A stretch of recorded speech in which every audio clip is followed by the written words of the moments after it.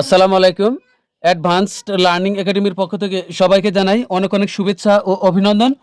সুপ্রিয় নবম ও দশম শ্রেণীর শিক্ষার্থীরা, আজ সমাধান করব তোমাদের গণিত বইয়ের অনুশীলনী 17 অর্থাৎ পরিসংখ্যান এই অধ্যায়ের উদাহরণ 15। দেখো, এটা দেওয়া আছে তোমাদের 2026 সালের গণিত বইয়ের পৃষ্ঠা 341, উদাহরণ 15। নিচের গণসংখ্যা নিবেশন সারণী থেকে প্রচুরক নির্ণয় করো। তো এখানে একটি গণসংখ্যা নিবেশন সারণী দেওয়া আছে। তো এখান থেকে আমাদেরকে প্রচুরক নির্ণয় করতে হবে। তো চলো এখন আমরা প্রচুরক নির্ণয় করি। তো এটা কিন্তু আমাদের প্রশ্ন আমি আবার উঠিয়েছি। তো এখানে দেখো, প্রচুর থেকে প্রচুরক কথাটি এসেছে। তো প্রচুর মানে আমরা জানি বেশি বা সর্বাধিক।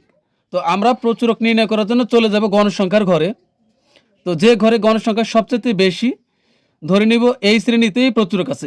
এখানে প্রচুরক, এটা হলো গণসংখ্যা সবচেয়ে বেশি, তাহলে তার উপরে যে শ্রেণী, এই শ্রেণীতে আমাদের প্রচুরক আছে, অর্থাৎ প্রচুরক শ্রেণী হলো তাহলে 41 থেকে 50। তো এখন এখানে আমরা লিখব, এখানে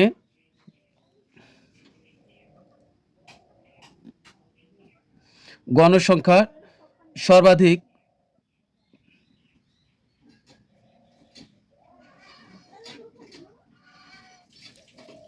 গণসংখ্যা সর্বাধিক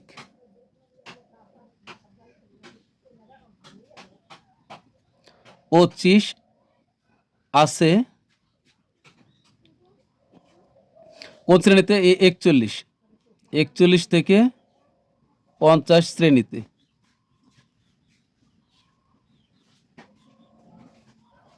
তো লিখব যে সুতরাং প্রচুরক এই শ্রেণীতে বিদ্যমান।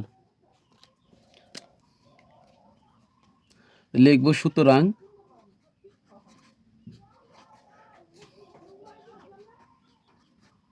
প্রচুরক এই শ্রেণীতে বিদ্যমান।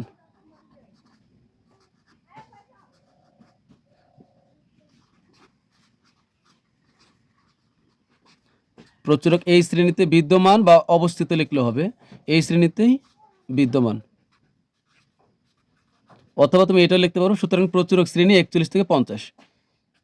তো আমরা লিখব যে এখন আমরা প্রচুরকের সূত্রটি লিখব। আমরা জানি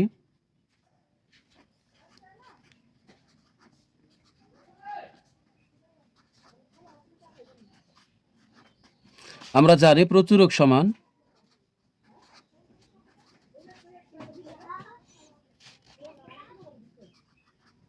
সমান L plus F1 by F1 plus F2 into হলো H।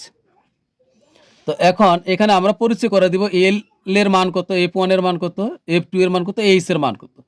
তো এখন এখানে লিখব যে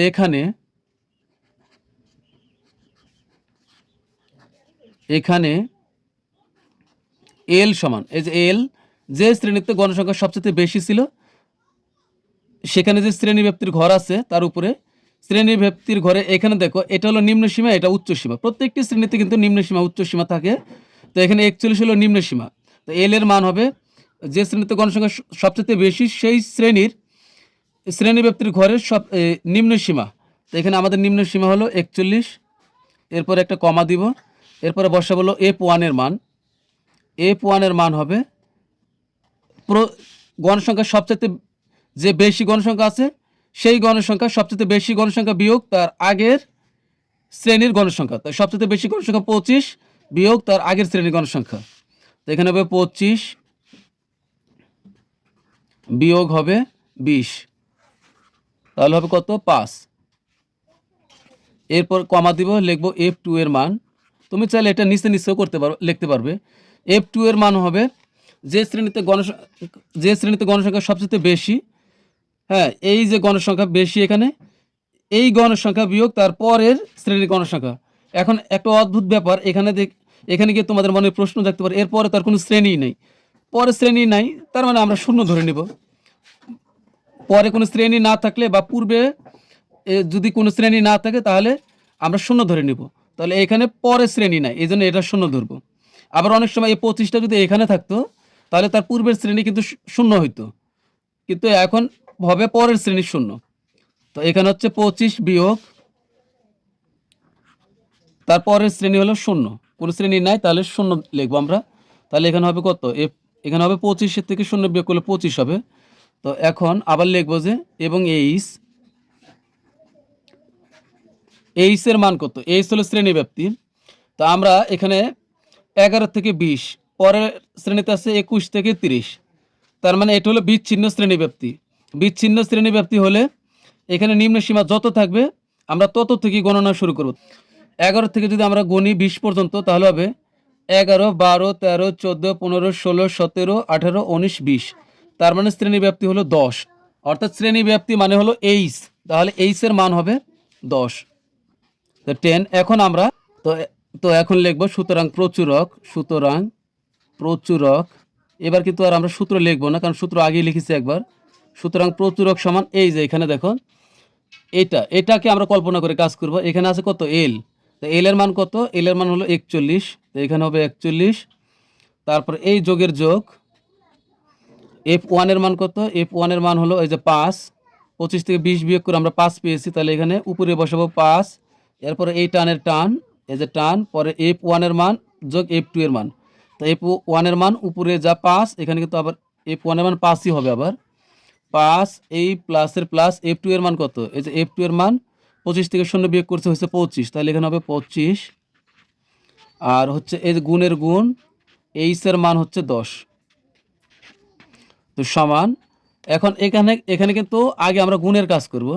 এই 10 আর 5 গুণ করলে হবে 50, তাহলে এখানে আগে লিখবো 41 যোগ 5 10 হলো 50, আর নিচে হবে আমাদের এই 5 আর 25 যোগ করলে হবে 30।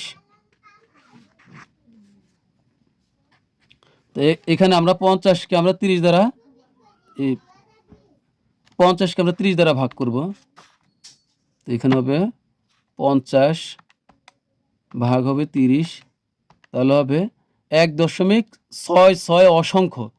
তাহলে আমরা দশমিকের পরে 2 অঙ্ক নেব, এখানে একটু খেয়াল করো, এটা কিন্তু তোমরা অনেকেই বোঝো না। দশমিকের পরে দেখো অনেক 6 আছে, তো আমরা এতগুলো নিব না, দশমিকের পরে 2 অঙ্ক নিব। তবে দশমিকের পরে 2 অঙ্ক বলতে 1-এর পরে 6 নিলে কিন্তু ভুল হবে।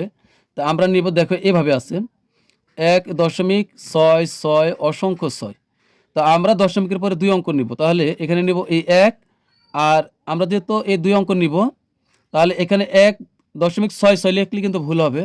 যেহেতু আমরা 2 অঙ্ক নিব তাহলে 3 নম্বর অঙ্কটি দেখব কত আছে। 3 নং অঙ্কটি 4-এর চেয়ে বেশি, 4-এর চেয়ে যদি বেশি হয় তাহলে তার বাম দিকের অঙ্কের সাথে আমরা 1 যোগ করে লিখব, তাহলে এখানে হলো 6, আর এখানে এই যে 6-এর পরের অঙ্কটি এটা আছে 6 আছে, অর্থাৎ 4-এর বড়, তাহলে এখানে আমরা এই 6-এর সাথে 1 যোগ করে 7 লিখব, তার মানে 1 পয়েন্ট, তাহলে 41 এই যোগের যোগ 1.67, তাহলে কত হবে 41, আর 1 যোগ করলে হবে কত 42, তো আমরা যদি যোগ করে দিই তাহলে হবে এখানে 42.67, তাহলে এটাই আমাদের উত্তর। তো লিখব যে সুতরাং